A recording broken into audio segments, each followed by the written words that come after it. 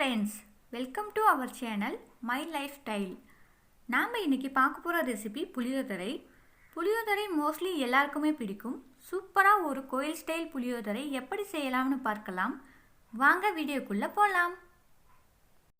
First நம்ம வேக வச்ச சாப்பாட்டை ஒரு அகலமான பாத்திரத்தில் போட்டு ஆற விட்டுக்கலாம். சாப்பாடு சூடாக இருக்கும்போது புளியோதரையும் சூடாக கொட்டினா அவ்வளோ டேஸ்ட் நல்லா இருக்காது. அடுப்பில் ஒரு பாத்திரம் வச்சுட்டு பாத்திரம் சூடானதும் 6-7 டேபிள் ஸ்பூன் அளவுக்கு நல்லெண்ணெய் சேர்த்துக்கிட்டேன். நல்லெண்ணெய் சேர்த்துக்கோங்க, டேஸ்ட் நல்லா இருக்கும். எண்ணெய் காய்ந்ததும் 1/4 டேபிள் ஸ்பூன் கடுகு, 1/4 டேபிள் ஸ்பூன் உளுத்தம்பருப்பு, 1 டேபிள் ஸ்பூன் கடலைப்பருப்பு சேர்த்து கூடவே ஒரு கொத்து கருவேப்பிலை சேர்த்து பொரிய விட்டுட்டேன். இப்போ வறுத்து வச்சிருக்கிற வேர்க்கடலை சேர்த்து நல்லா வணக்கி விட்டுறலாம்.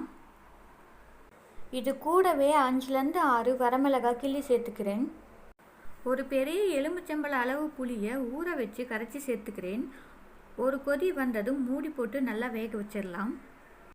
இப்போ பாருங்கள், நம்ம ஊற்றின புளி கரைசல் நல்லா கொதிச்சு வந்திருக்கு. இந்த ஸ்டேஜில் 1/2 டேபிள் ஸ்பூன் அளவுக்கு மஞ்சள் தூள் சேர்த்துக்கிறேன். தேவையான அளவு உப்பு சேர்த்து நல்லா மிக்ஸ் பண்ணி விட்டு மூடி வச்சிடலாம். இப்போ ஓப்பன் பண்ணி பார்க்கலாம். பாருங்கள், நல்லா கொதிச்சு வந்திருக்கு. இப்போ வெந்தய பொடி சேர்த்துக்கிறேன். 1 டேபிள் ஸ்பூன் வெந்தயம் ட்ரை ரோஸ்ட் பண்ணி சேர்த்துக்கிட்டேன். நல்லா கிளறி விட்டு மூடி வச்சிடலாம். இன்னும் கொஞ்சம் திக் பேஸ்ட்டாக வரணும். இப்போ பாருங்கள், எண்ணெய் பிரிஞ்சு நல்லா திக் பேஸ்ட்டாக வந்திருக்குது.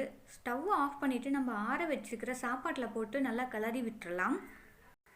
அவ்வளோதாங்க, சிம்பிள் அண்ட் டேஸ்டியாக கோவில் ஸ்டைல் புளியோதரை ரெடி ஆயிடுச்சுங்க. உங்களுக்கு இது போன்ற ரெசிபி வீடியோ வேணும்னா கமெண்ட் பண்ணுங்கள். என்னோட சேனலை மறக்காமல் சப்ஸ்கிரைப் பண்ணுங்கள். Bye friends.